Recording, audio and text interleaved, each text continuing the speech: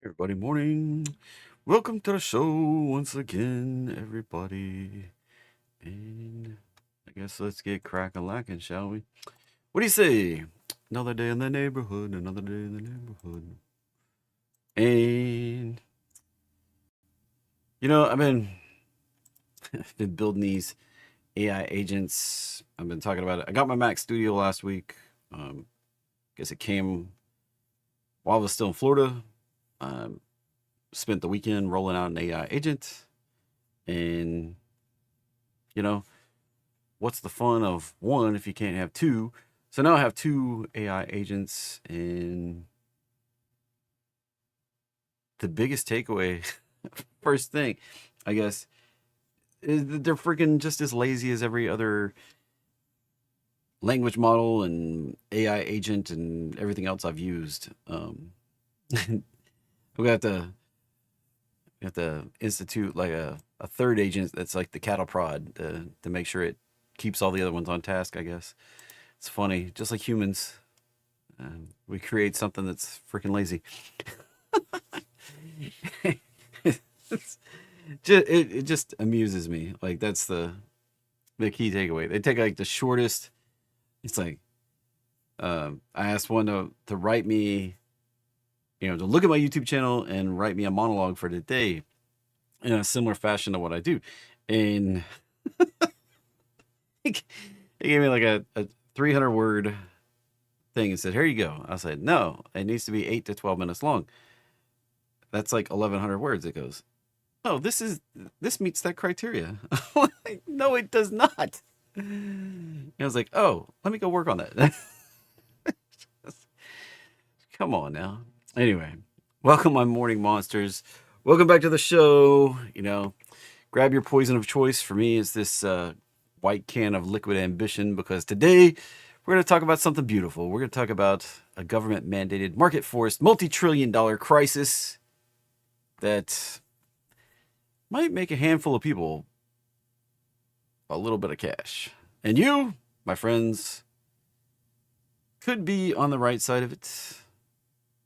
I'm going to make you aware of it anyway. I want you to picture, imagine America, a country that literally invented everything atomic, right? Atomic age. I mean, we are the country that built the first bomb. We are the country that put nuclear reactors in submarines. Imagine for a moment, if you will, that this country that invented all this stuff can't even produce its own fuel for its own power plants that keep the lights on. Does that sound insane? Like a bad joke? Well, in fact, it's not a joke at all. It's pure fact. Right now, in the United States, we produce less than 1% of the nuclear fuel that we burn in power plants. I mean, we have 94 commercial reactors online, and they burn enriched uranium every year. And we don't produce it right here in the United States. We don't even really produce a tiny fraction that's used in the commercial reactors, because the Pentagon has the 1% we do produce on lockdown for the important stuff. The rest of our power plants, well, we import it. We import it from Canada, Russia, Kazakhstan. And what's funny is in 2023, right after Russia invaded Ukraine in 2022, this is getting to be a long, drawn-out thing if you haven't noticed, Congress passed in 2023 a ban on importing Russian enriched uranium. But that doesn't kick in until January 1st, 2028. Yeah, that Russia. I mean, for years we've been buying the key ingredient to our own energy independence from Russia. I mean, the irony is so thick you could cut it with, a butter knife pretty much. But don't worry, Congress woke up from their 30-year nap and decided to ban that Russian uranium import. I mean, a noble gesture, but the problem is it doesn't even kick in until 2028. I mean, and then the even bigger punch in the face is we have nothing. There's no other producer. There's no other supplier. We don't even produce it ourselves to replace that missing supply. I mean, it's kind of the biggest, stupidest idea on the block. And that, my friends, is a choke point. It's actually a manufactured crisis of our own doing. And it's epic proportions here. But this story gets even better. Because the exact same time that we're cutting off our own fuel supplier by our own choice, two things are happening. First, our government, in a rare moment of clarity and foresight, has decided that we need a nuclear renaissance in this country. President Trump has signed executive orders that are pushing to get 10 new reactors under license and started building by 2030. And we want to, in his executive orders, also push to quadruple to 4x nuclear power output in this country by 2050. Yeah, that's noble. It's about 25 years to get that done. And we're talking about quadruple. But here's the thing. All those power plants need fuel.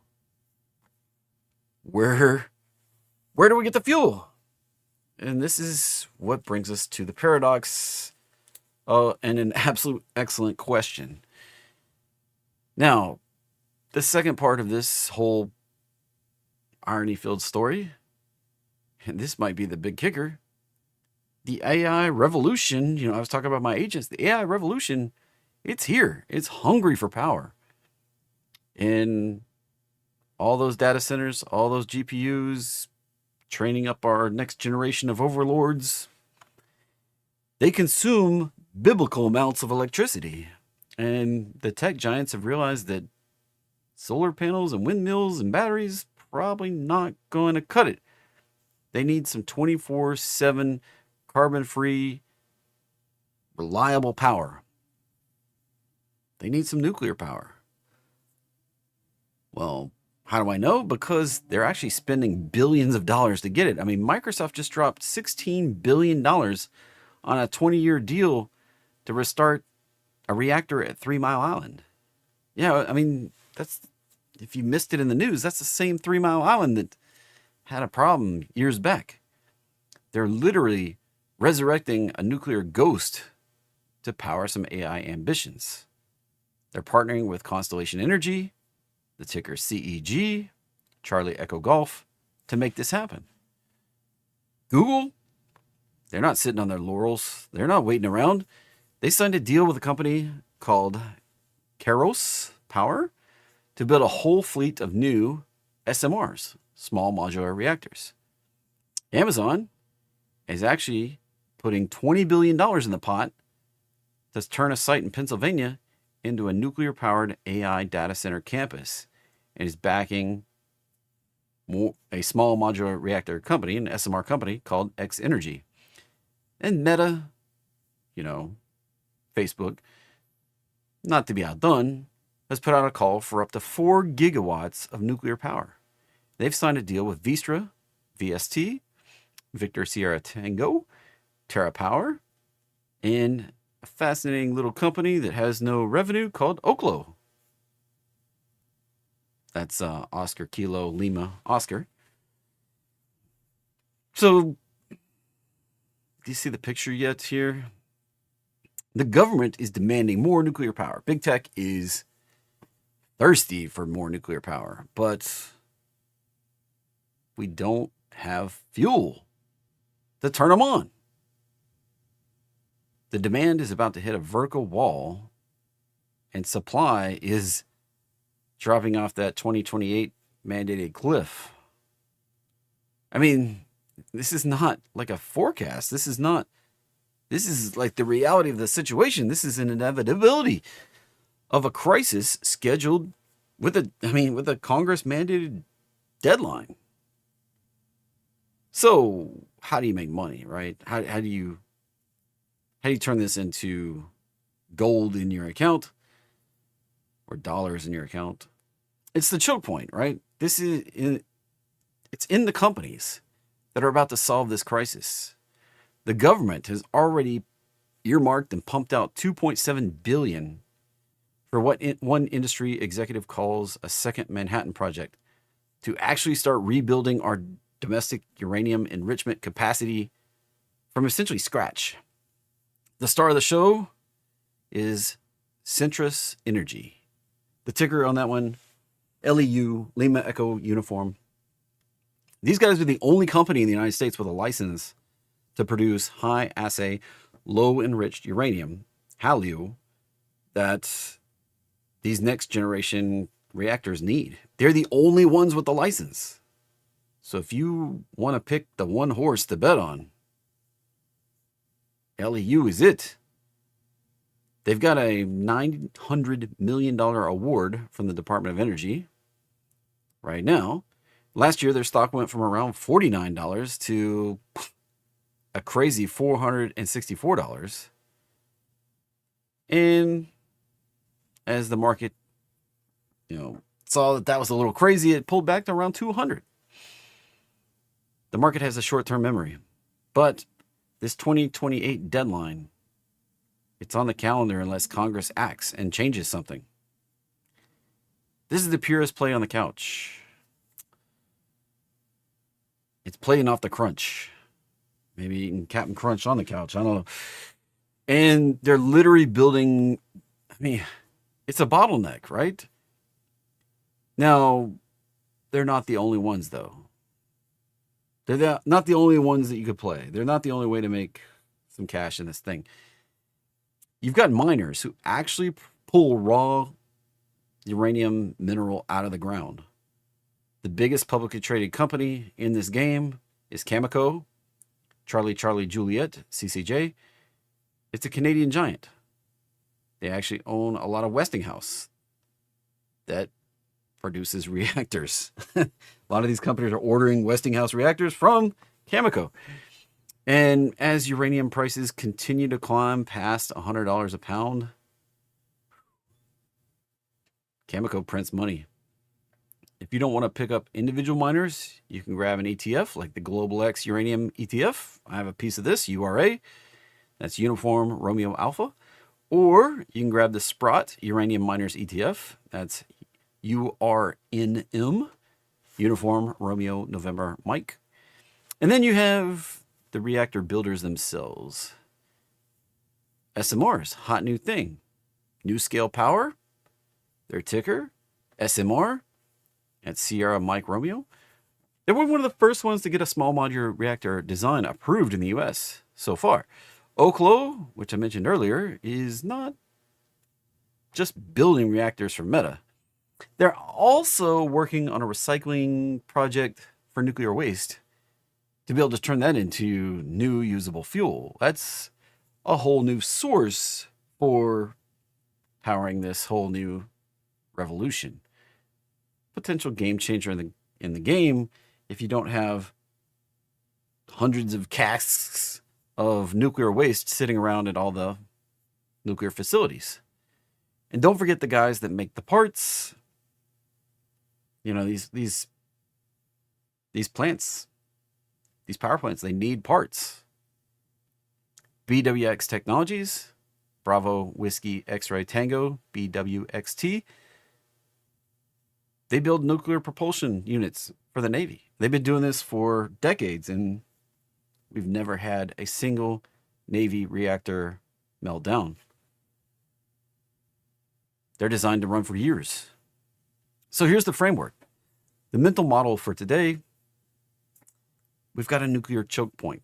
Self-inflicted, but we have unstoppable demand growing on one side. We've got the AI, the government mandates, and we've got this collapsing supply paradox on the other.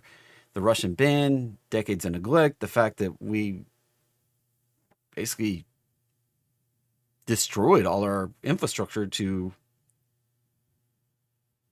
enrich uranium here in the country. I mean, the investment opportunity is in companies that stand in the middle of this gap and charge a premium. Okay, got to collect the tolls or you ain't getting no rolls. So we're rebuilding an entire strategic industry from pretty much nothing. We've let it all languish. The government is funding it, at least a little bit. Big tech is underwriting it. And we have a deadline. The market is starting to wake up that there's a deadline, but it hasn't actually fully priced in the sheer scale of this reindustrialization and this renaissance of an industry that was left to languish. And we haven't really priced in the panic that might hit the markets as we get closer to a 2028 deadline. And utilities that produce the power that, have these supply deals realize that we don't actually have enough fuel to keep the plants going. So keep your eyes on the fuel cycle. Watch Centrus LEU, watch the miners, Cameco CCJ, watch the new age reactor builders like Oklo and NuScale SMR, and watch the utilities that are smart enough to lock in their supply right now, like Constellation Energy. If you can write the contract now, you don't have to worry about the supply crunch later. You are the supply crunch. This isn't just another trade. This is a story about national security, technological revolution in amazing incompetence, creating an investment opportunity maybe that is one for the record books. So don't miss out on this potential opportunity here. It's going to get bigger. So let's jump in some charts, see what we might do to make some money today. What do you say? What do you say? What do you say? Jump it over. Looking at this, all trading involves a substantial risk of loss, and past performance is not necessarily indicative of future results.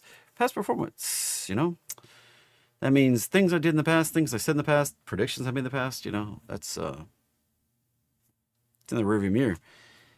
Things I say today may or may not come true. Sometimes I get lucky, but doesn't always happen. This presentation is intended to be informational, educational, fun, entertaining, not a recommendation to buy or sell any financial instrument. If you desire personal financial advice, there's people you can hire. So basically, if you're going to trade, you're going to trade in the financial markets, trade stocks, options, bonds, forex, futures, cryptos, treasuries. You might lose money. Be careful out there. I try to be a real dude making real money and show it off to you. And my proof in the pudding is this chart right here. I funded this account back here, April 15th, 2025. So 2 months, it'll be a whole year. So we're talking 10 months ago. And this is the gain right here. Drawdowns, you say, where are they? I got a couple, not a lot. This is the whole point. Got to get a nice big uptrend going. Just shy of $70,000 for the year. Not too shabby. So does the guru you follow actually make money and actually post their trades in the public where you can see it? Make sure you trust somebody. Now, jumping over, let's take a look at the S&P here. Yesterday we had a holiday, but got a little bit of... The market's actually been open since Sunday. We reopened back here, wherever it was. I guess we need to jump up to a 15-minute time frame. Reopen. Not really been doing anything, but it did reopen on Sunday. Back here, all the way back over here. Kind of drifted up into Monday morning in the wee hours, and then we sold off yesterday. Everybody kind of panicking a little bit as the market opened today. But this is a downtrend, right? Lower highs. And getting a little accelerated on the lower highs. That's a downtrend. So what do you watch? You can watch this 15-minute roadmap line. If we get through it, 30 minutes up next. We get through it. The 1 hour's up next. And then we got to get through the 4 hour. So that's and then look at the 4 hour. We have a downtrend of highs here. So what happened when we tested the third, fourth, fifth time here? Sell off. What happens if we come back up and test the third, fourth, fifth time here? Smaller time frame, same situation, sell off. NASDAQ has looked, looking back at the NASDAQ, we've been in this correction since back in October. If you felt like the market's just been chopping you up and churning you up, it's a good reason for that, because we've been in this corrective bull crap action since back here. And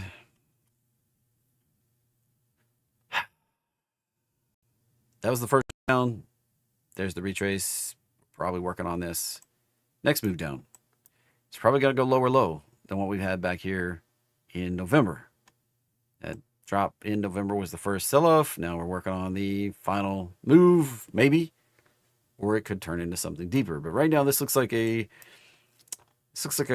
flat corrective, and that can lead us to potentially going higher later in the year. But right now, we got to finish this up in the short term. That's what we're working on. Russell, little different path here. As long as we're holding higher lows, which higher low, as long as we're doing that, even though we broke down and did a head and shoulders and got the extension and we actually hit the target and then bounced, even though we did downside action, higher lows sets us up to rally up into the 3,100 area. Oil still stuck in the zone. On the daily charts, we have resistance at this high and this downtrend line. That's a downtrend of highs from all the way back in 2023. That's where we started that. So we're working on 3 years of downtrend of highs. Pretty substantial resistance at this point. Still hold on to it. Support, daily roadmap line, the bottom of this box here, where we made all these lows right back in January. So if we bust through the roadmap line, next up, look for it to hold in here. And if we get below that, probably going on down to the $40 to $50 area. Somewhere in there. And this may complete the whole big correction that's been going since 2022. When we peaked out. Just to review and refresh and, pick up everybody's memory. We topped out all the way back here, March 22. Made the first low, April 23. Made the big bounce, October 23. And we've been bleeding this down on this last leg ever since. We need one more good flush out, potentially down in the low 40s. One more nice little whoop right down in there. And then we'll probably embark on a big rally back up in the $100 area. So this is probably, this move right here was probably a fake breakout. Suck people in. Keep people hopeful on oil and then rip them one more time and bottom this market out. Gold.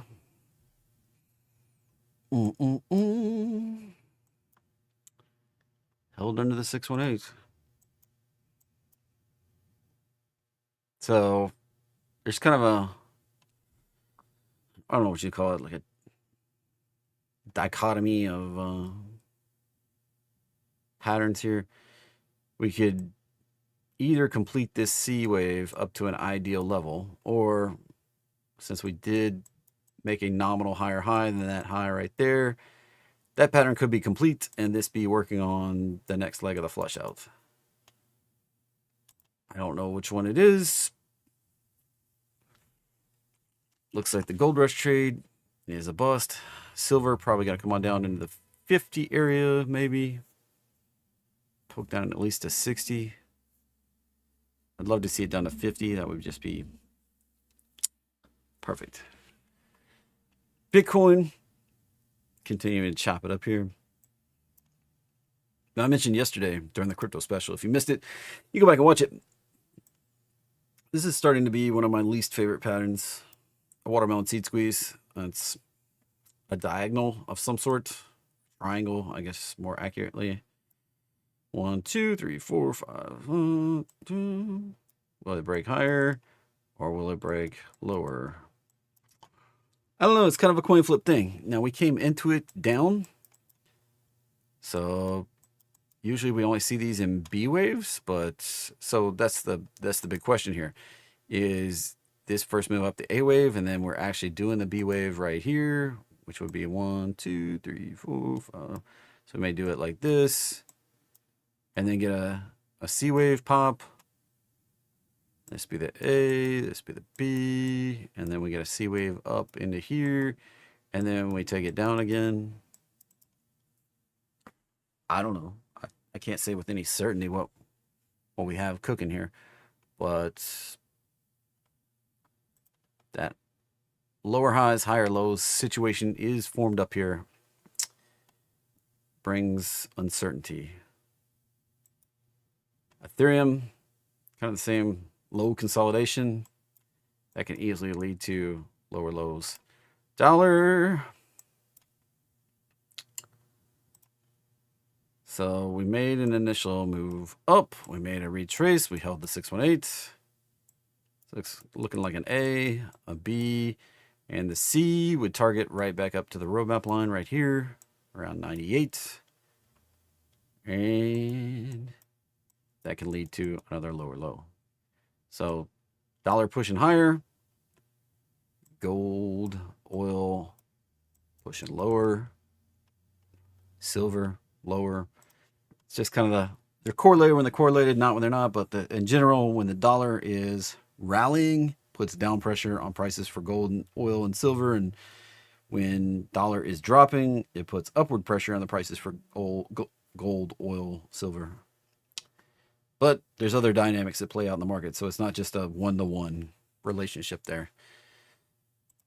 NKD, somebody asked me over the weekend, like, why do I look at that as a global liquidity indicator? It has to do with the Japanese carry trade. A lot of money borrows cheap money in Japan, and the money's flowing. Liquidity increases. There's more money around when the stock market goes up. So when Japanese economy and stock market is really liquid, you can borrow money there really cheap, and you can go pump it into the U.S. markets, into higher risk, higher returning assets. You may be like, well, this is returning really well. But with the general relationship between the dollar and the yen, you can make even better return grabbing higher risk assets. This has been one, but right now it's in a down cycle. It's in its 4-year down cycle, so it's tough to play there. But crypto is a place you could possibly pump money. So this is also coming to an end, though. This is getting near the top. When we get massive pullbacks, the U.S. market's not immune. Like this, anybody that was playing back here probably remembers that. Anybody playing in here?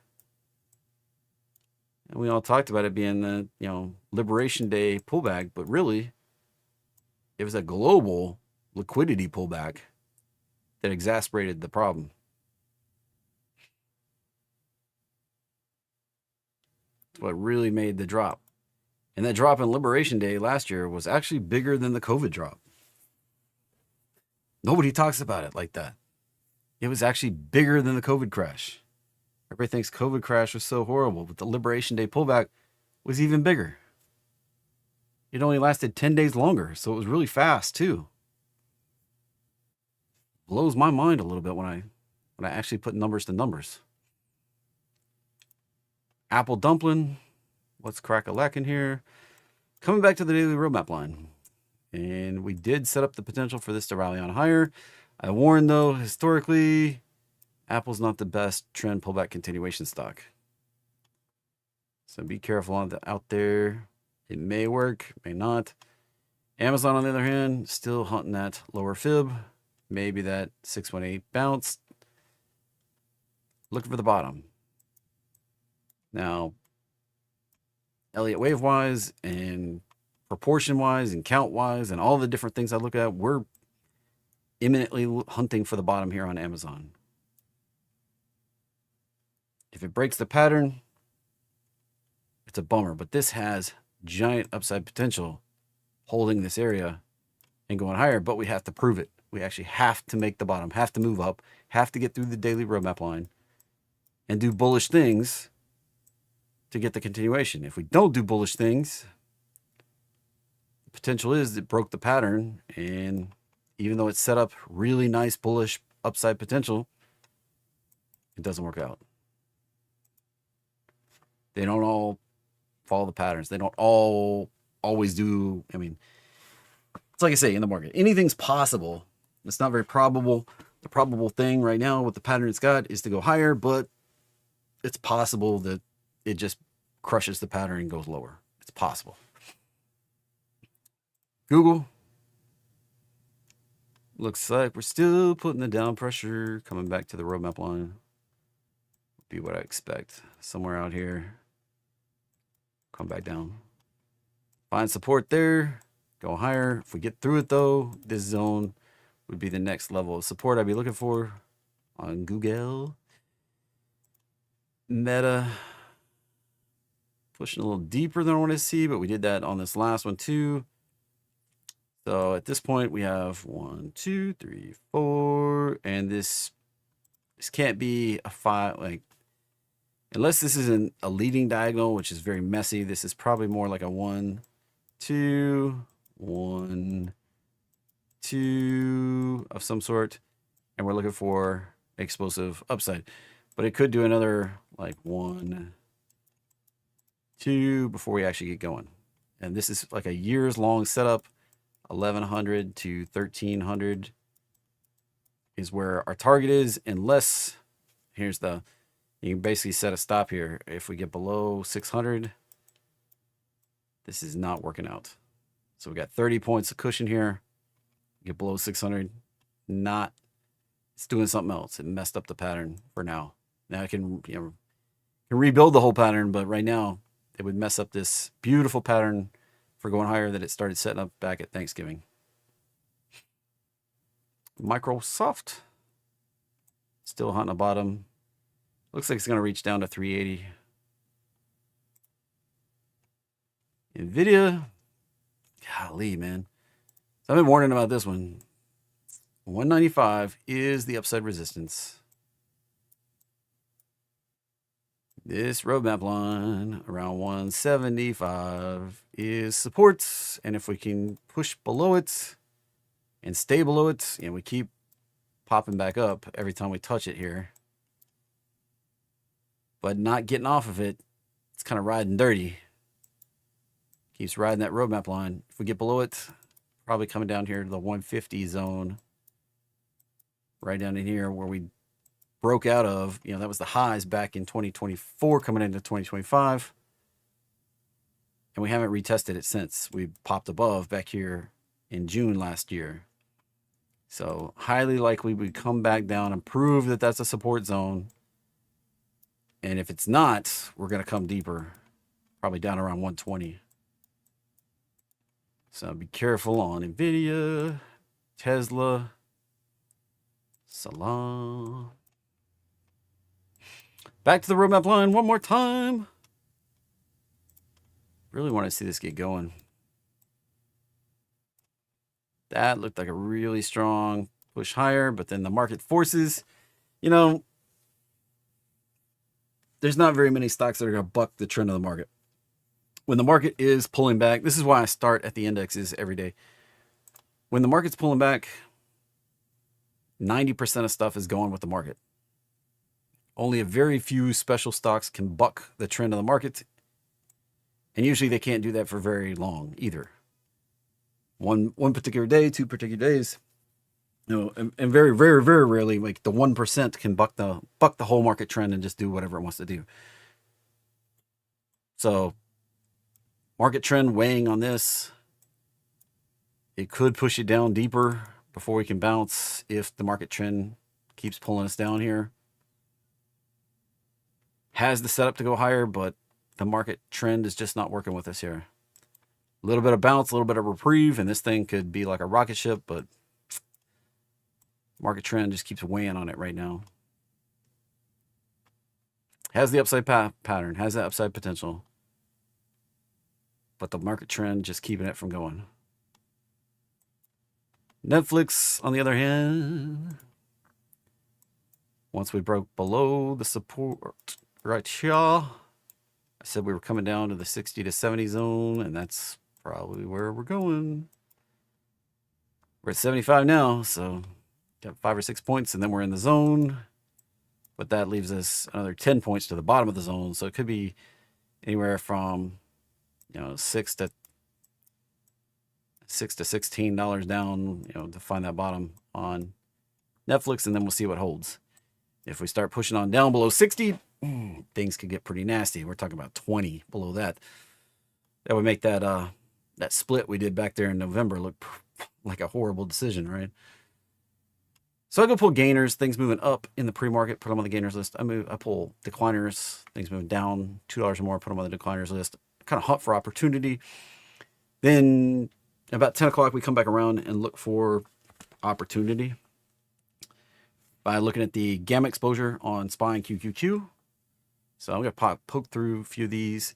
I also have some setups that I'll cover. Like these are things set up with my daily bounce pattern. And VST's in there. Let's check that one out. Why don't we just skip down to the daily setups and see what we got since VST. So the bounce that this one picked up, you know, only 6. So if you're new here and you don't understand statistics, for a statistical population to mean anything, you see this and you're like, oh my gosh, man. If you had like 6 trades, you had 100%, you're like, man, this thing always works. So you can flip a coin 6 times in a row and get heads, right? A minimum statistical population in like statistics, real statistics, is 30. You need 30 samples of something before you really start leaning on it to be statistically significant. And if you have way more than 30, that's even better. Really representative. But 30 of something is where we start getting a representative sample. 6 is not. So these numbers don't mean jack diddly flip and squat. But my numbers where I tested tens of thousands of these. 75 right here. Still pretty good. And 1.2, which is light, but still pretty good. Positive. Makes money. So, what does that have to do with the price of tea in China? Here's the high. Down here's the low. On the pattern that it picked up. Turn off the magnet. This daily close on Friday was above the 618. We're still in the downtrend of highs, so I do caution there. This sets up the target at 190. Right there. Look at some other ones. Much cleaner. Still no statistical advantage here. Here's the high. Here's the low. Stop is $1 below the low. There's the candle close above. Target 103.68. Now you might be like, well, how long would this take? The average, 45 candles. That's not 45 days. That's 45 candles. Why is it 45 candles, not 45 days? The candle maker, the market, is not open on the weekends. So Saturday and Sunday yield no candles. When you look at 45 days, that means 45 days takes 2 months to get there. So when we only pop out 45 days on the candle maker, we're only at 33. We have to get at 45, and that's the average right there. 64 days. So we're talking 2 months. That's the average. here's the thing about averages. Take two of anything, one's above average, one's below average. So that means on the average, somewhere in between. So if you have one that gets there in like one day, you're going to have several of them that take longer than 45 days to balance that out. Now, the standard deviation on the pattern is 35. It's pretty high with an average of 45. Right? 45 the average, standard deviation is 35. That's a high standard deviation. That means several of them get there in one day, and a lot of them take a long time. So 3 standard deviations gets you to the 99th percentile of time. That means 1% of the time you might still run out of time. But this yields about 150 candles, which turns out to be about 7 months. So if you're trying to play options, you don't want to run out of time, except maybe 1 out of 100 trades. 7 months is the time frame you're looking at. So hopefully that helps time-wise, like on this pattern. Now it works the same way on all time frames. So if you went and found this on the 5-minute time frame, you just have to take all those numbers I said, 45 candles, multiply by 5 minutes. That's your timeline. 35 candles standard deviation, same on the 5-minute time frame. Same on the 15 minutes, same on the 30 minutes, same on the weekly. It's the craziest thing. This pattern, basically self-similar. It's fractal in nature. So ACLS, there's the numbers. AWR, a little bit of a downtrend cooking here. This is a lower low.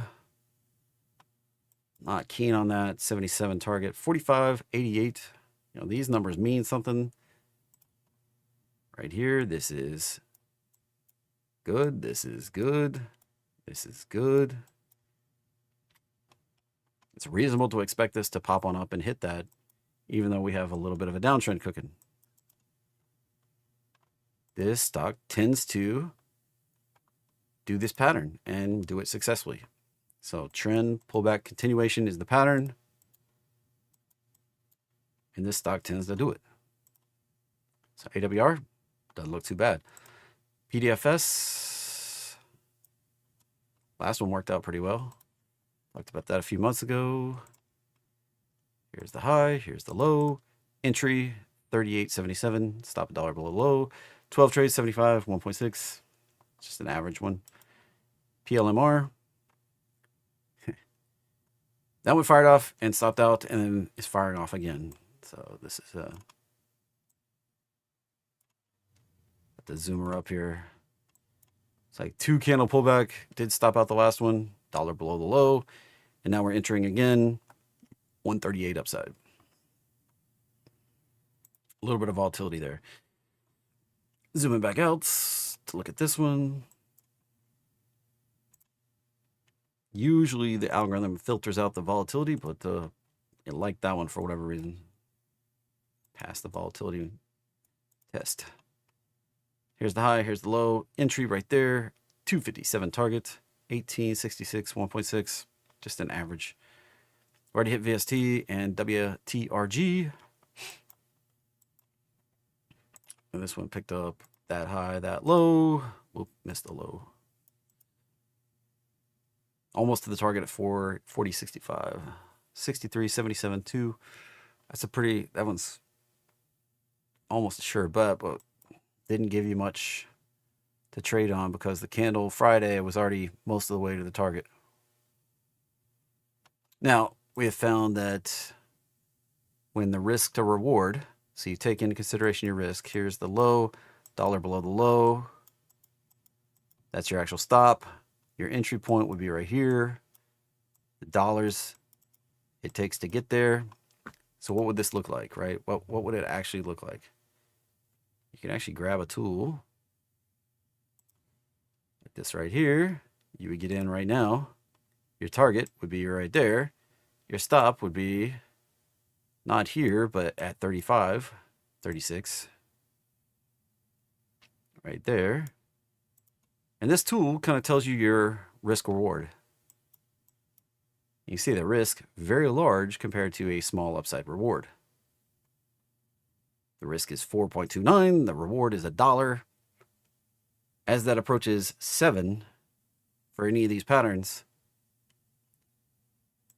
we had some AI dig through it. When the risk reward gets to 7 or greater, 7 or greater, it tends to fail. Why? I don't know. It's a pattern that shows up. So it's one of those things to watch out for. This one, about 4 risk to 1 reward. I like ones that are closer to 1 to 1, personally. This AWPR one, not necessarily great, but reasonable. There's the reward. Down. 69, so 68. Right in there. So that's more like a risk 2 to a little under 2 to 1 risk to reward. 5.8 risk, 2.9 gain. So much more reasonable to play. All right, let's look at the gamma. Stuff moving. Nothing sparking nothing speaking to me saying, hey, come look at me. Right there. A lot of gold stuff pulling back. Some energy stuff. You see fluff taking out of the market. Coinbase going on down. Probably going to go on down to the 80s. But let's check out SPY. Jump down to our daily expectation.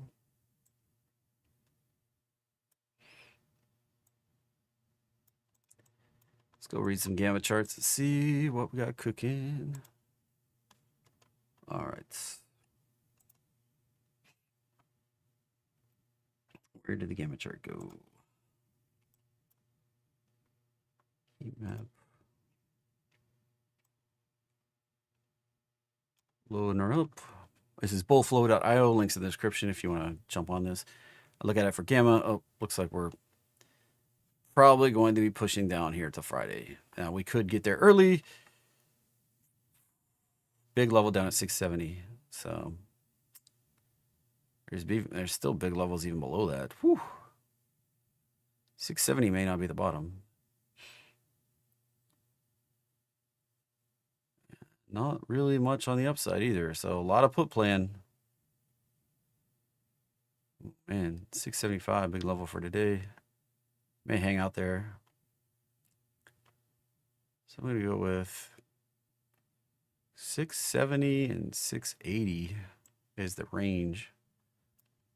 So we've got pull this down to 680. And this was already hanging out 670.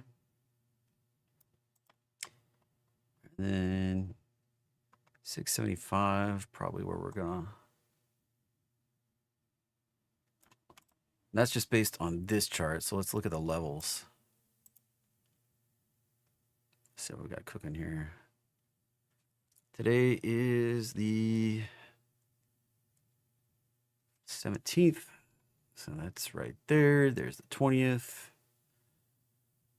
20th, definitely way bigger than today. Today's growing. But that would leave. There's that big level in there. 676, 675. I'm going to.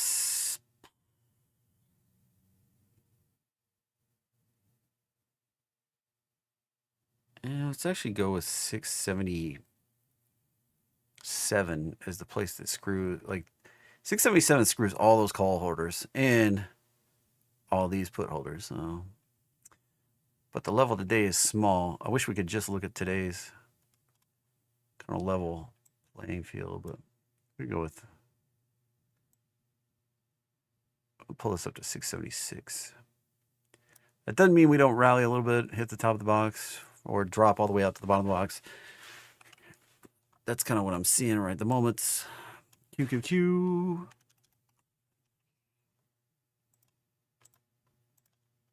See if we can get the same thing cooking here. Now, Qs have not been the most highly played lately. People are kind of giving up on big tech, and that's what we're continuing to see here is that the There's just no daily volume here on Qs. Now there is big volume on the 20th, and we've had big volume on the 20th for a while. It just keeps growing. So, you know, we could be hanging out somewhere around 602 today, but that would be above where we're hanging. So there's down pressure on the Qs. I'm gonna leave that right at like 600, which is right where we opened, and we're dropping out. Now the heat map, let's kind of see. Why do I wait till like 10 o'clock to look at this? It's because the levels don't firm up early in the day. So 9 to 10, this is really hard to read. You know, before the market opens, it's kind of a coin flip whether it's actually true or not, because options don't trade in the pre-market, at least not for normal people. And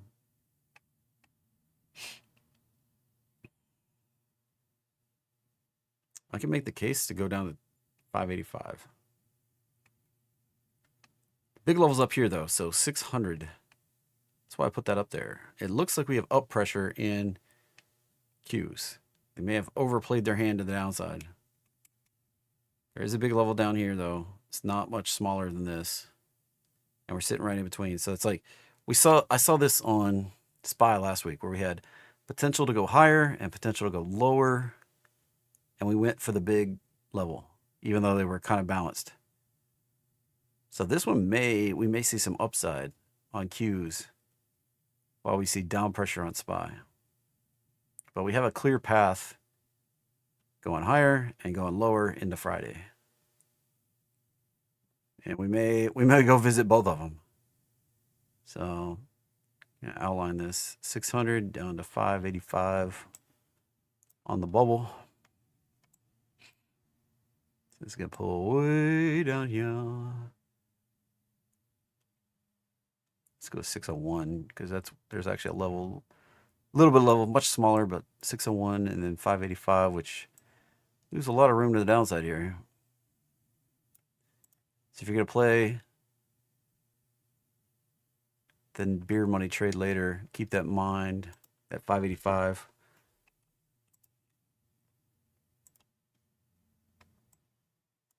It could be all the way down here at 2450. 585, 2450. That'd be the kind of potential we could see right there. Let's move this over to the end of the day.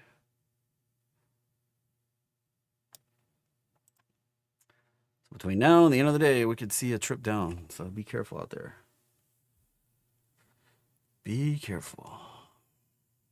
I think we would hold 590, but I'm not sure. It looks like we would hold that today if we took a trip down there, but things can get crazy. And on the downside, when we're in the red gamma exposure, looking at these levels, the more down pressure there is in the red zone, that means market makers are trading with us. So this is why it seems like down goes faster than up, because when we're in the red gamma, that means as option players buy more puts, the market makers are actually selling the index and other things, you know, selling futures and selling index. So it actually helps create more down pressure for prices that drop. And then when we're in the green, it works the other way. So we're in the green and we're going higher, then there's market makers selling. And when we're going down in the green, then market makers are buying. So it mutes the price action when we're in the green. But when we're in the red, the market makers are trading with the direction of the price moving. So when we're going higher, they're buying. And when we're going lower, they're selling. And that makes the price move faster. And it's just the way they hedge the option plays. So it's kind of like my tea leaves from the market right there. Hope that helps. Hope that's interesting. 5 p.m. today, we'll have 30 minutes of awesome. Come hang out. Take your requests. I'll be on Market Masters here in about an hour at 11:30. Links in the description. And I'll be back. Same bat time, same bat channel tomorrow. We'll do this all over.